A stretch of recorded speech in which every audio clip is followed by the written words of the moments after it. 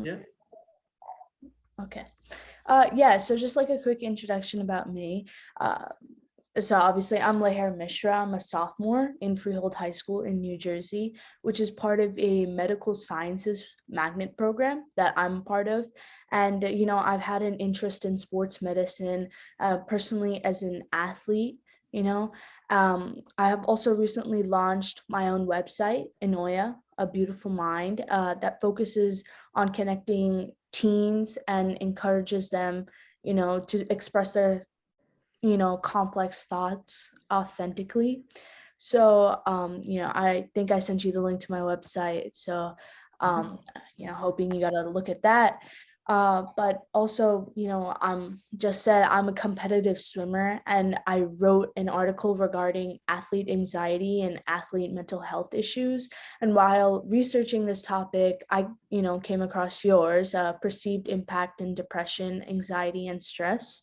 And, a lot of, Anoya's followers are, trying to are, interested about your research and some of your findings. So I, wanted to reach out to you and kind of, understand your thought process and everything that, kind of went on when you were doing this research.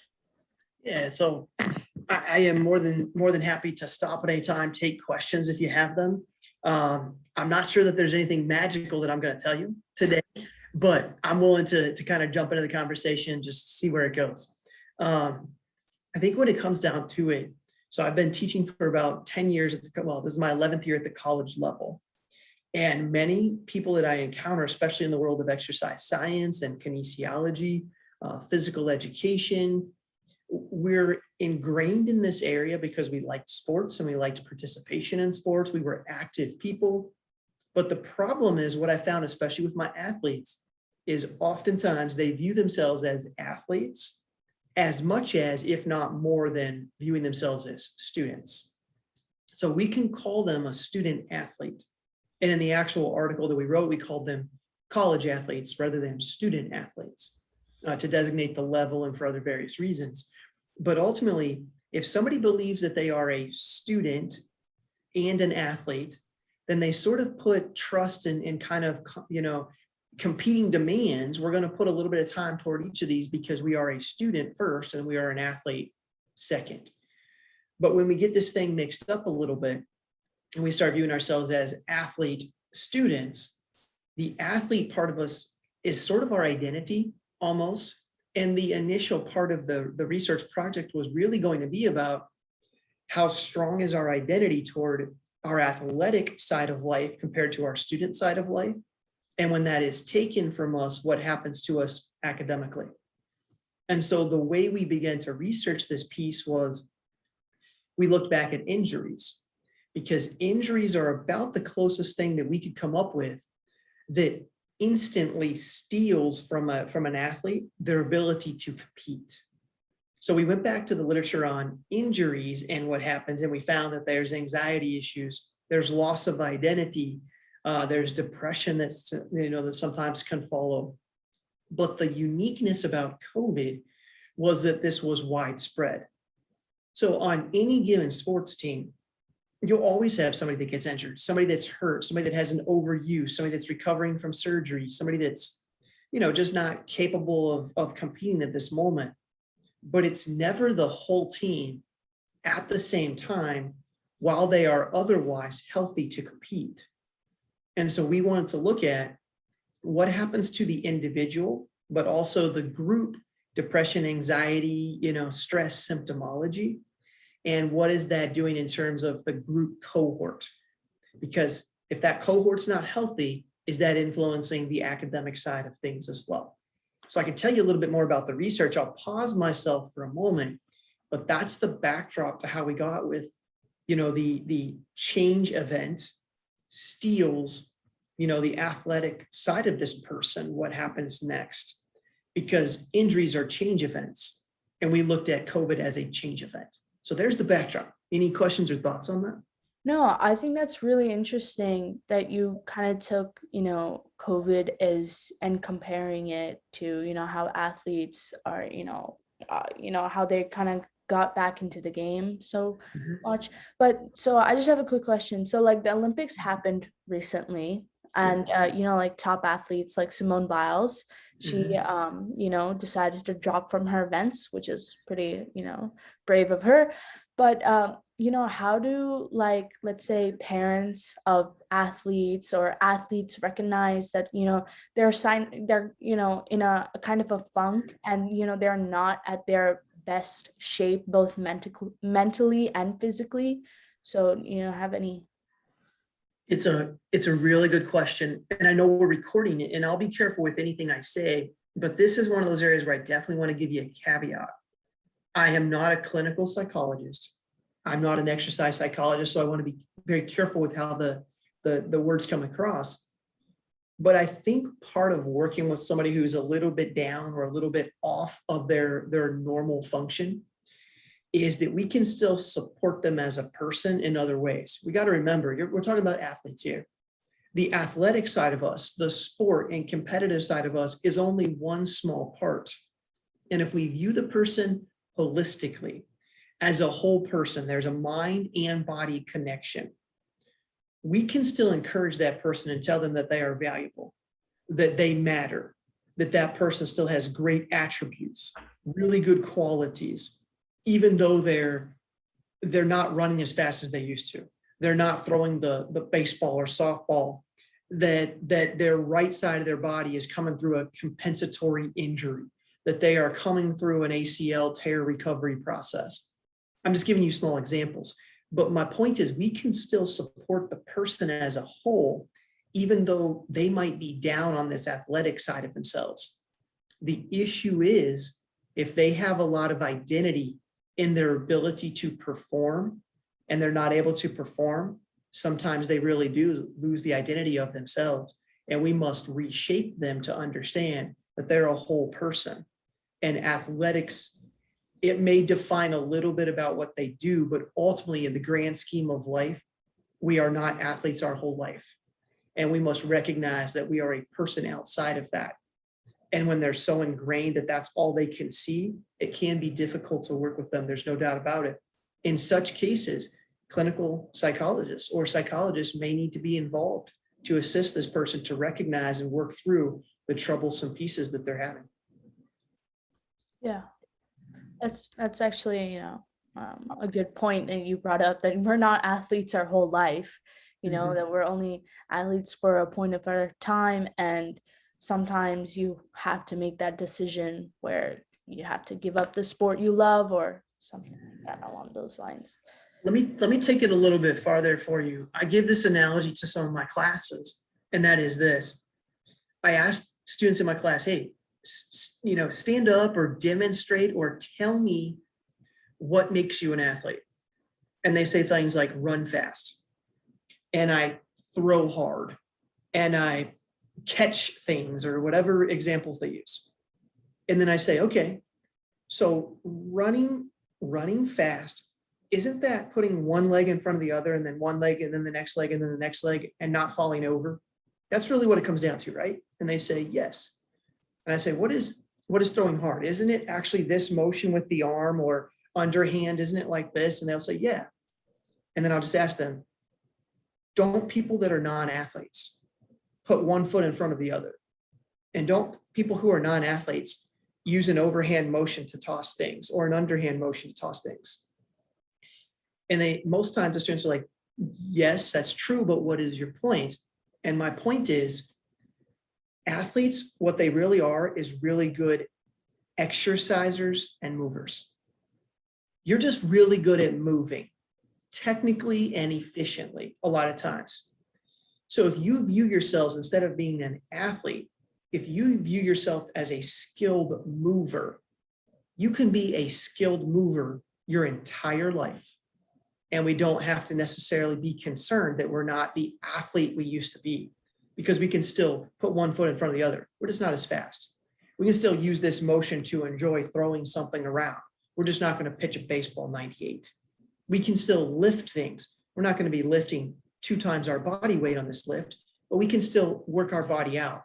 And when I try to reframe the focus to use your skill set and be a good skilled mover, We don't have to have that athletic identity. Sometimes that helps people frame it. Hey, I'm just a really good exerciser. And we can be an exerciser our entire life. The problem is competition. People like competition. And we don't necessarily see that same level of competition in just exercise. So there's just some thoughts to reframe and some barriers that people encounter. Yeah. Cool. And so that was, pretty good.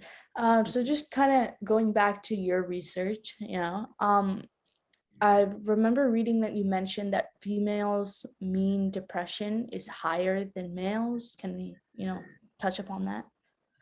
Yeah, so, and I've got the actual abstract and article pulled up right here, because I didn't want to, say, oh, we had 247 people and there was really 249. There were so many numbers involved that I honestly cannot remember all those numbers, and we wrote this thing months and months ago. But one of the things you have to remember when it comes to the actual results, whether you were reading that specifically in the abstract or more in the discussion or more in the results section, the depression, anxiety, and stress scale, the DAS-21, the way it phrases terms, what we know from research is females would be more likely to identify with some of those terms. So they would say, oh yeah, that's me. Oh yes, that's me. Yes, that's me. And all of a sudden their mean scores were elevated on average above the scores of the males. But if a different scale had been used, such as, have you been aggressive to the point where you want to punch something? Have you felt moody enough that you desire to yell at somebody? Have you binged on alcohol or games or something else? Some of that really aggressive or binge noted sort of behavior, or a very aggressive type of way to show how you feel, that might speak more to the male population. So it is possible that the females have elevated stress, anxiety, depression type scale numbers solely because the scale kind of lends itself to that avenue, the females being more likely to admit to this.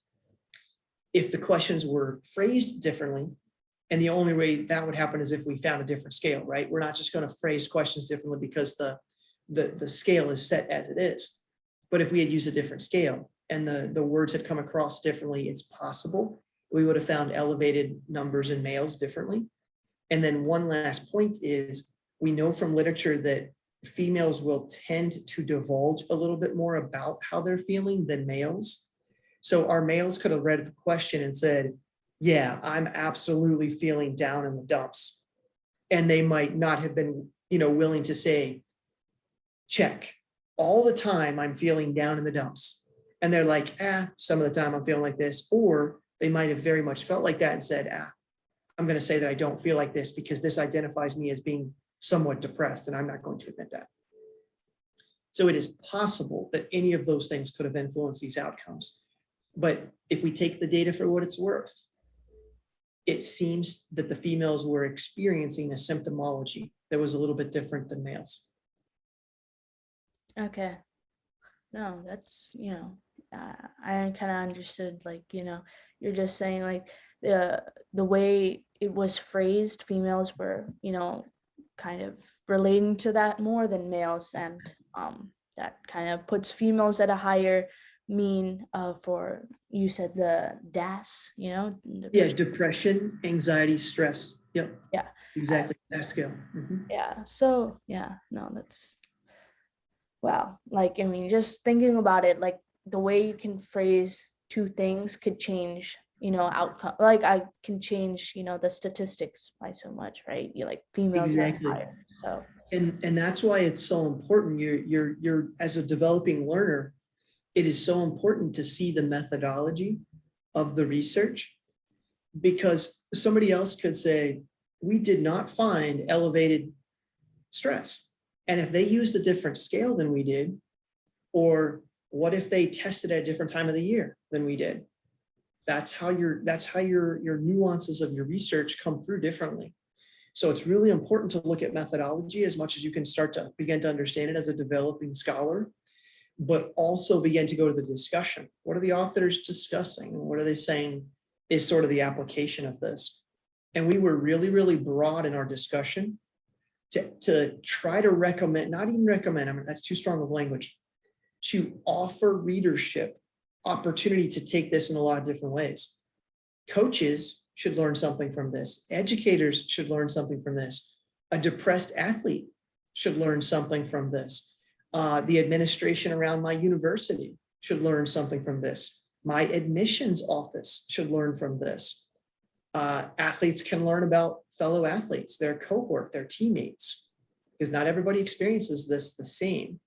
And so all of that to say, the discussion is an opportunity for you to really kind of learn and figure out what do we kind of offer as opportunity, to apply this elsewhere in the world. Yeah. I could say personally for me, I'm a swimmer, as I said, and I remember before the pandemic, I was doing so good. I was getting good times. And then kind of this whole lockdown happened. And I kind of just start to feel like I was losing myself. And it's not like I could go out and go practice in the pool. It was closed at the time. So I tried to work out and stuff like that. But there was like some little part of me that I felt like I was losing. And, it just, when I was not swimming, and I feel like swimming is a big part of my life. Like I needed to clear my mind and everything. And just, we were in a pandemic, I was stuck at home, everyone was home. So it kind of put me, I guess, in a little bit, of a mental health setback. And then, season started recently. So like around this year, and I just felt so hard. It took me to get back into the water, to get, I could say right now, I'm not at, the best I could possibly be if, this pandemic was, done. Like I could have been a lot better if we just kept swimming, and it's taking me quite some time to, recover. And yeah. No, you said some key phrases there. I was listening to your words and I don't know exactly, but you said things like, I felt like I was lost and there was a piece of me that was missing and I wanted to clear my head. Those are all aspects that this sport is deeply ingrained for you. It's part of who you are. And I love the drive that represents. There's nothing wrong with that. But you feeling like you're so connected to it when you don't have it, how do you manage that process? And that's what athletes have to learn to do. It's really, really challenging. That's where we got to frame ourselves as an athlete. That's part of me, but I am still me as a whole. And when I don't have that, what is my avenue to find my identity and to find my value and to have good well-being and overall wellness? And that's important. And we all kind of have to find that when our athletic side, if we have that piece, kind of changes, or our musical side, or our relationships. We all have identities in different ways. So what grounds us when the other pieces aren't always falling in place appropriately? And you got to find that. We all have to find that. But yeah, you named some important words there, and I'm happy that you believe strongly in this. Yeah. But no, I mean, yeah, we have to, I guess me personally, and I guess athletes around,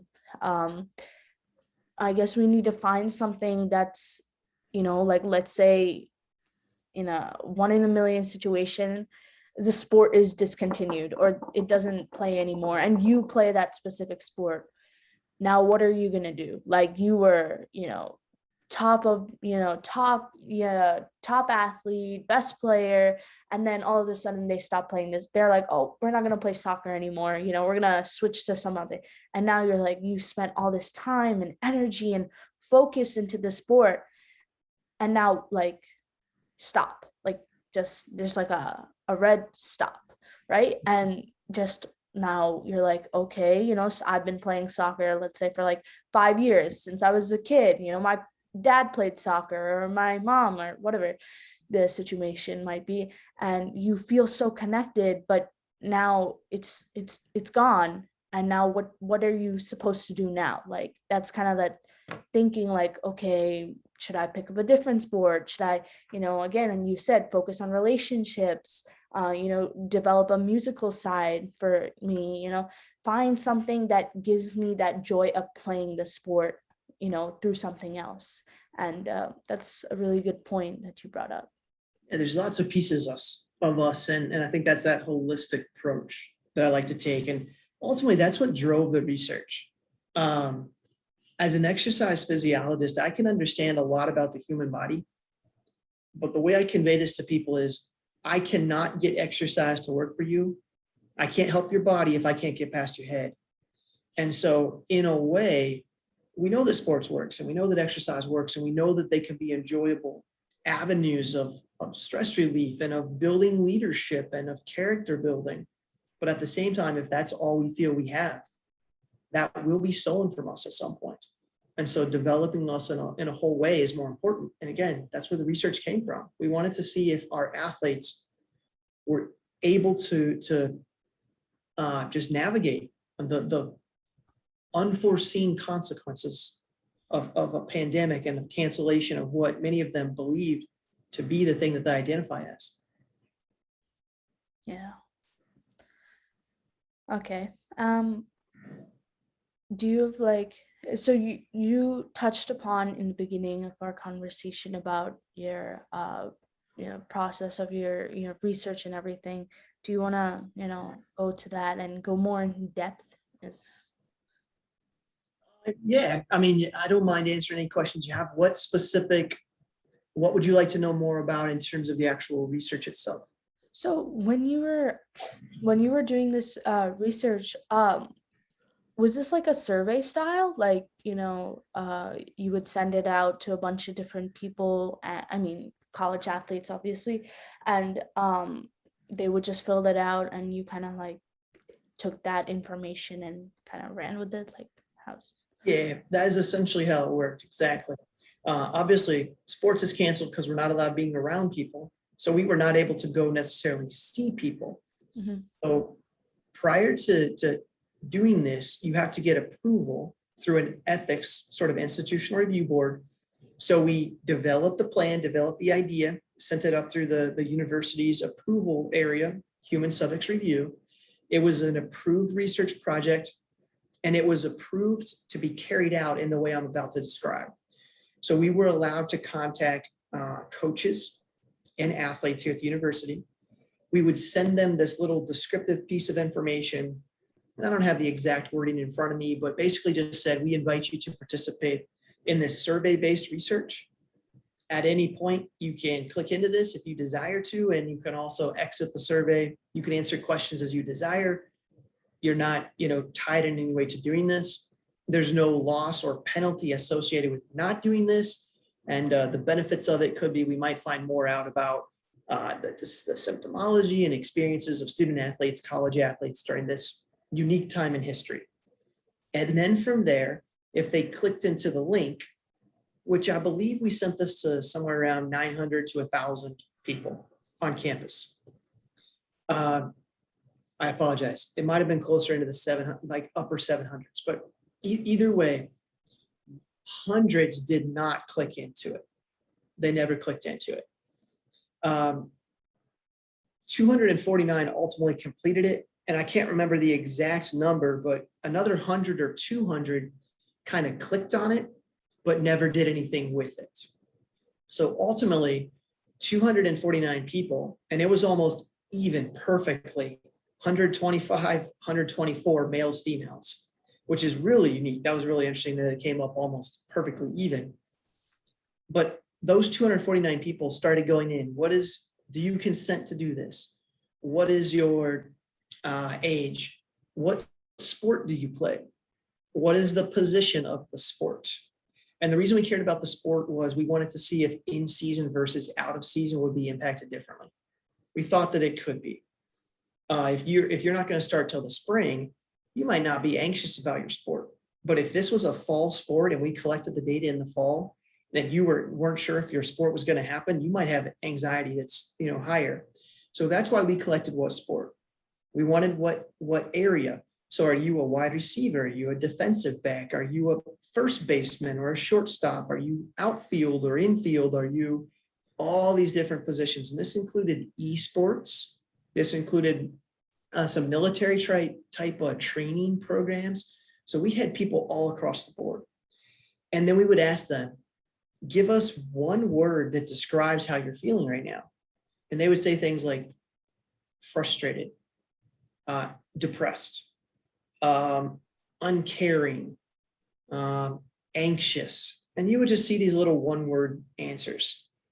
Then we would ask them, what things in life have felt like this in the past? And a lot of them said injury, losing a loved one. And the reason this type of phrase was important is because when we describe losing a loved one or being injured, that's a high level of emotion to express to somebody. Losing significant championship type games for our athletes. So they were saying things that were higher level in emotion and in magnitude for their life. Then we went into the series of questions that was called the DAS. Do you feel moody on most days of the week? Have you felt like you have either high emotion or low emotion over the last week? And what they didn't know was those questions related to each other, and 7 questions related to stress, 7 questions related to anxiety, 7 questions related to depression. And then we aggregated those, we scored those. And that's how we came up with our data that females were higher than males on average for, anxiety and stress, that type of thing. And then the very end, we asked them, would you be willing to allow us to look at academic records in relationship to these outcomes? And I forget the exact number, but I think we're looking right now at somewhere over 100, 125 athletes where we're kind of tracking some of the academic side in the background because they gave us permission to do so. And then we're going to look, those who experience the most stress and anxiety, what's going on academically over the last year? Because now we have academic data on the fall, spring, and even summer. So we're looking to see those that are most impacted or felt most impacted. Are their grades doing this, or are they actually going up? Do they have more time to focus academically because they're not putting as much time into athletics? We don't know exactly what's going to happen, but that's maybe the next paper that we will look at writing, is the academic piece in a, I'm not going to say it's really longitudinal, but over a period of time. So there's a little bit more about the actual research. Yeah, no, I'd be looking forward to the academic if you do decide publishing a paper. Yeah, no, I kind of got an idea of how you guys asked, the athletes and, the type of questions and stuff like that. So, Yeah. Yeah, no, I don't have any more questions. I'm all good. Okay. My side. Excellent. It was super great to meet you. Best of luck as you kind of move forward. If you want to, drop anything on the blog and you're concerned about, are you representing it, or, you want me just to read over something, absolutely let me know. If you need to put in the link to our article, there's no problem with you putting a link in. It's an open access article. So you could just go and kind of Google my name or Google the title and just go ahead and find that and say, hey, here's the link to the article if that ever became something that you wanted to do.